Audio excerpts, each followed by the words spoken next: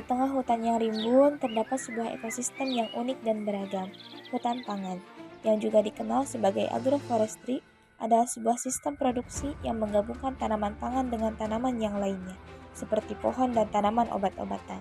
Dalam hutan pangan, tanaman pangan seperti ubi dan sayuran ditanam bersama dengan tanaman lainnya. Pohon-pohon yang ditanam dapat memberikan naungan dan mengurangi erosi tanah. Sementara tanaman obat-obatan dapat memberikan manfaat kesehatan bagi masyarakat sekitar.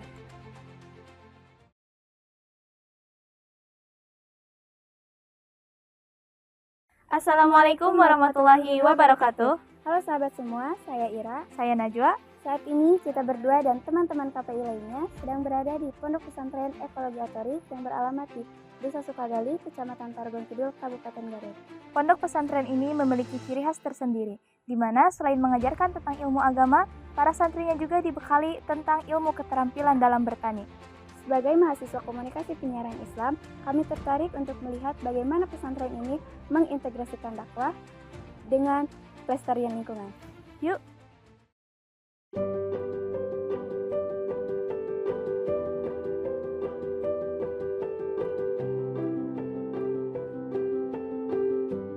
Pepohonan sebagai simbol ketahanan dan kekuatan menjulang tinggi dengan akar yang kuat dan daun yang lebat. Mereka memberikan naungan dan oksigen, sumber kehidupan bagi semua makhluk. Ini mengingatkan kita bahwa setiap makhluk saling membutuhkan, tidak hanya manusia terhadap manusia, tetapi juga semua makhluk terhadap lingkungan sekitarnya. Ada banyak mata pelajaran di Atorik. Ya. Salah satunya adalah mengenal dengan baik pohon-pohon yang diciptakan oleh Tuhan. Jadi ada pelajaran mengenal, memeluk pohon. Pohon bukan untuk disembah, tapi pohon adalah bagian yang tidak bisa dipisahkan untuk membuat kita semakin sehat. Sehat karena oksigennya. Ya, ketika kita jalan di mana? Di jalan raya panas sekali, pas kita berteduh di bawah pohon anjek. Nah itu kita bersyukur melalui pohon. Jadi kebersyukuran itu salah satunya ada di mata pelajaran di Atorik, yaitu adalah bersyukur atas rahmat Tuhan melalui tumbuhnya pepohonan gitu. Ya, salah satunya adalah dipeluk, kemudian menikmati rasa dinginnya pohon. Itu adalah bagian yang penting dilakukan oleh Atorik gitu ya. Jaat, kemudian Atorik juga berusaha untuk memulihkan ekosistem. Jadi namanya ekosistem animal system. Jadi di sini tidak boleh membunuh binatang-binatang, tetapi sebisa mungkin karena Green Islam itu membicarakan tentang hablum minal alam, dia harus masuk ke wilayah itu. Jadi di Atorik juga karena membicarakan tentang hablum minal alam, kenapa kemudian pohon itu dipelihara? Karena sekarang manusia sudah serakah, kabeh dilibas, diratakan, sudah tidak ada empati lagi terhadap makhluk Tuhan yang lain. Makhluk Tuhan yang lain itu bukan hanya jin dan setan, karena jin dan setan mungkin aja ada di dalam diri kita. Tapi bajing tos teu aya, orai tos dipaehan. Dan rata-rata itu dilakukan oleh muslim. Ya, karena 80% penduduk Indonesia itu muslim. Nah, kemudian terjadi longsor, banjir bandang. Karena apa? Karena dilakukan oleh manusia sendiri. Karek ngelol orai geus di paehan. Manuk ditembakkan. Nah, Atorik ini adalah salah satu yang sedang memperlihatkan kepada muslim yang lain, hirup anu bener tuh nu kieu ya. Kita memberikan infak, sedekah bukan hanya untuk manusia saja, tetapi untuk burung, untuk ular, untuk bajing. Maka di Atorik itu dibangunlah ekosistem dan animal system. Jadi ekosistemnya satu sama lain itu saling memberikan keuntungan. Kami juga mengembangkan tanaman-tanaman untuk lebah. Jadi lebah harus diberi makan.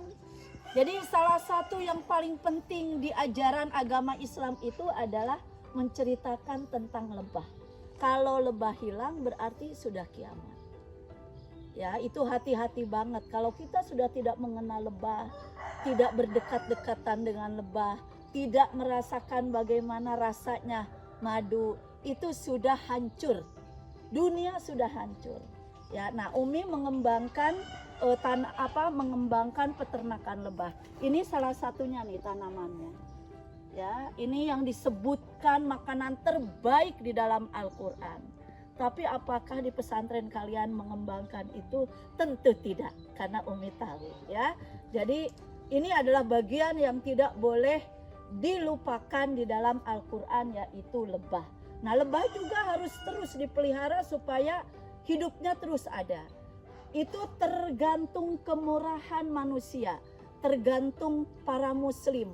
Ya, apakah dia mau memelihara lebah atau tidak. Kebanyakan karena kita tidak membicarakan hablum minal alam, maka itu tidak diurus.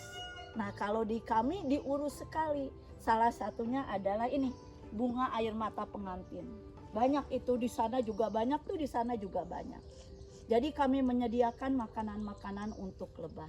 Di tengah panorama sawah yang hijau, tempat ini mengajarkan kehidupan sesungguhnya. Tidak hanya ilmu dari buku yang diajarkan, tetapi juga dari bumi yang mereka pijak. Setiap petak sawah mengajarkan ketekunan, kerja keras, dan menghargai setiap titik waktu yang dihabiskan untuk bekerja.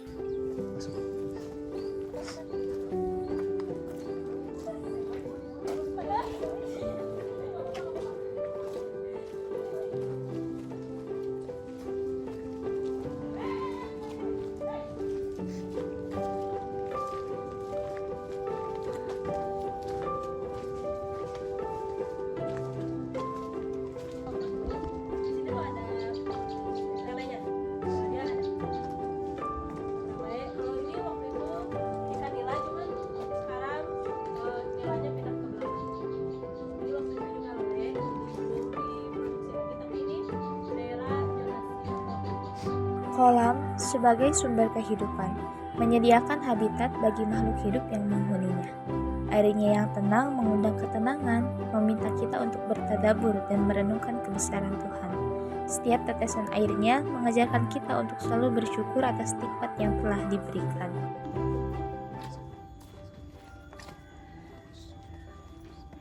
Musola sederhana yang terbuat dari bilik-bilik kayu ini menyimpan makna yang sangat mendalam. Dibangun dengan tangan-tangan penuh kasih dan dedikasi, musola ini menjadi simbol keharmonisan dengan alam sekitar. Bahan-bahan yang digunakan dalam pembangunannya memanfaatkan sumber daya alam, sehingga menciptakan hubungan erat dengan lingkungan.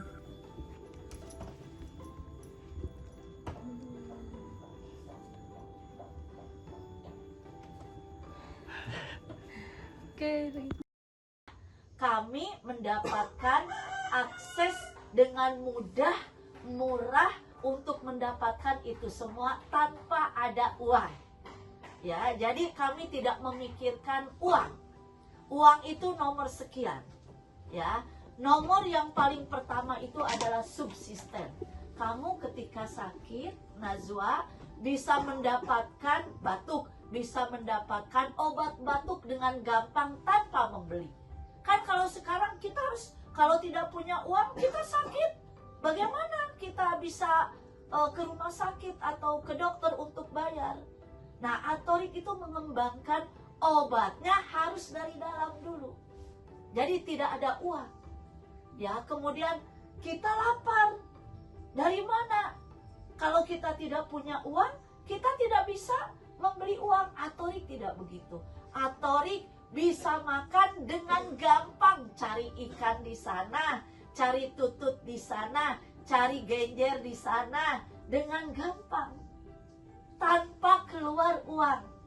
Ya, jadi begitu. Jadi kita tidak, yang pertama itu tidak berbasis pada uang, tapi berbasis pada memasok kebutuhan diri sendiri dengan leluasa tanpa memikirkan uang. Itu namanya subsisten. Nah, itu dilakukan melalui sirkular ekonomi. Jadi kami punya kelapa. Kelapa buahnya diambil, sabutnya jadi pupuk. Kokopit namanya. Batok kelapanya jadi batok kelapa untuk mangkok.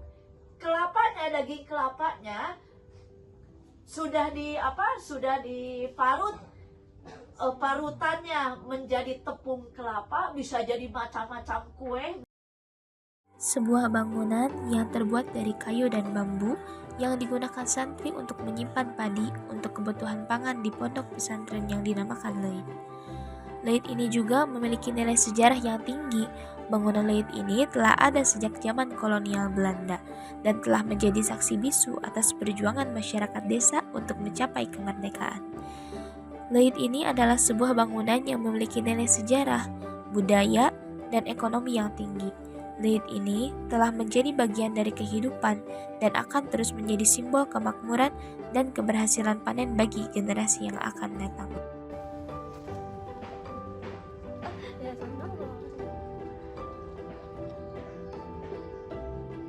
Di balik kerja keras, umbi-umbian yang tumbuh subur menjadi hasil dari perhatian dan usaha. Saat dipanen dengan tangan, setiap umbi adalah simbol dari usaha yang tidak sia-sia, mengajarkan pentingnya menghargai rezeki dan hasil kerja keras. Yang tadi mana maksudnya? Ini kasih ke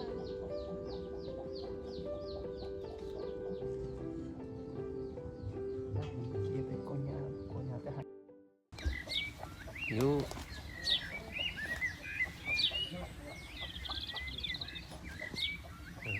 Ambil ke atas, ayo.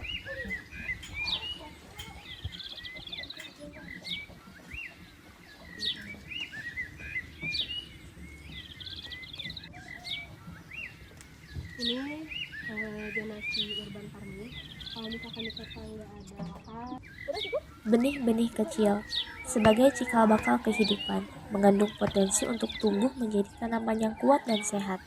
Benih yang baik dengan proses yang tepat akan menghasilkan tanaman yang baik pula.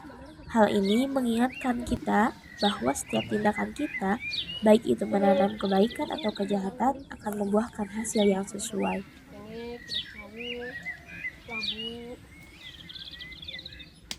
Kalau juga kalau teman-teman mau ngambil silahkan. Ini terakhir. Nanti disedot sama beling-beling ulu. Ini dua kelan. Nah, teman-teman bisa mau yang ikannya. Kalau ini lidah buaya. Tak gitu.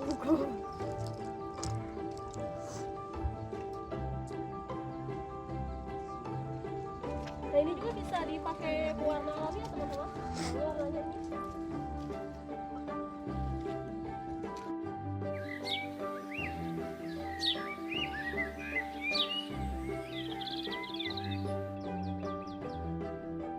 Kandang puyuh, terus sekarang kandangnya dia. Kandangnya juga jatuh. Bilang cis.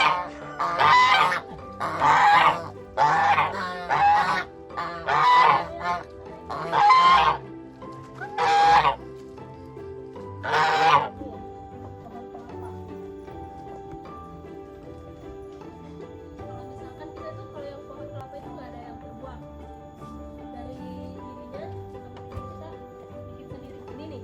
Nah, kita buat security. Kemudian Pondok Pesantren Ekologi Atorik, para santrinya diajarkan cara melukis menggunakan bahan-bahan alami, seperti cat yang terbuat dari kopi, dari daun-daunan. Lalu, terdapat juga lukisan yang dibuat dari biji-bijian, dari benih tanaman, yang akhirnya menghasilkan sebuah lukisan yang unik dan cantik untuk dipajang.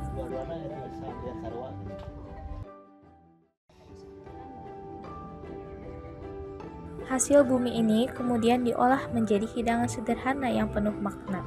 Setiap suapan tidak hanya mengisi perut, tetapi juga mengajarkan rasa syukur atas karunia Tuhan dan mengingatkan bahwa keberkahan datang dari kerja keras dan kebersamaan.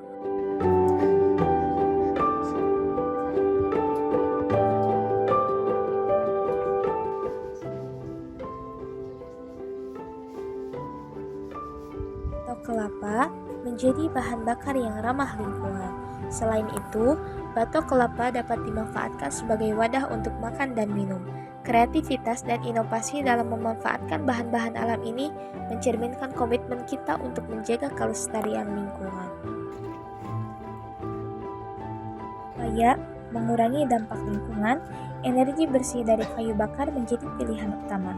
Kayu bakar yang digunakan berasal dari pepohonan yang sudah mati atau yang perlu ditebang, sehingga tidak merusak ekosistem. Dengan demikian, kita dapat menikmati kehangatan api tanpa merusak keindahan alam. Konten.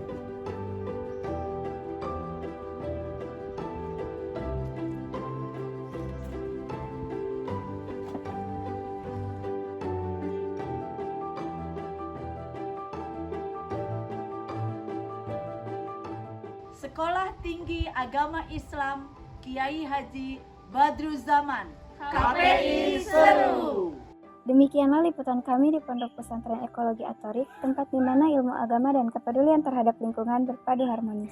Bagi kita yang bergerak di bidang komunikasi penyiaran Islam, pondok pesantren ini menjadi inspirasi bagi kita semua bagaimana dakwah dapat disampaikan melalui tindakan yang nyata dalam menjaga alam. Terima kasih telah menyaksikan, sampai jumpa di liputan berikutnya.